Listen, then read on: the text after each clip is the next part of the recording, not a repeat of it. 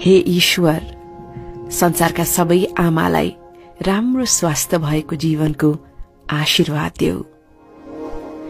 संसारमा आमा बाहेक अरू कोही छैन जसले नबोलिकनै मनको हरेक कुरा बुझिदिन्छ। बच्चालाई गाली गरेर आफै एकान्तमा गएर रुन्छिन्। आमाको माया नै हो साँच्चै हजुर, आमा त्यस्तै नै हुन्छन्। आमा ती हुन् जसले अरू सबैको ठाउँ लिन सक्छिन्, तर उनको ठाउँ अरू कसैले लिन सक्दैन। मेरा सारा गल्तीहरू माफ गरिदिन्छिन्, एकदम रिसमा भए पनि माया दिन्छिन्। उनको ओठबाट सधैँ आशीर्वाद निस्कन्छ। त्यस्तो गर्ने एक मात्र व्यक्तिको नाम नै आमा हुन्छ। यात्रा लामो छ, लक्ष्य टाढा छ, छोटो जिन्दगीमा तनाव धेरै छ।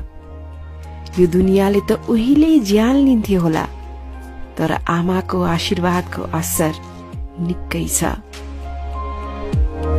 हरेक सम्बन्धमा मिलावट देखे, कच्चा रंगहरूको सजावट देखे, तर वर्षौं वर्षौं हो आमालाई देखेको।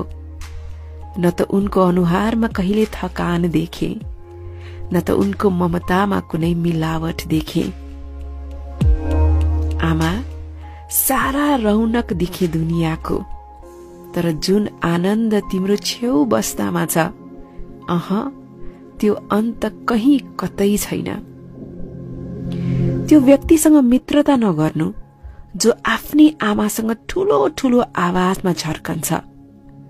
उसले आमालाई त सम्मान गर्न सक्दैन भने तिमीलाई कसरी सम्मान गर्छ?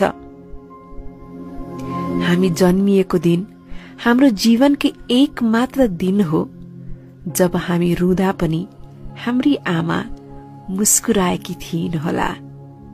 संसारका सबै आमालाई शिर निहुर्याएर नमन।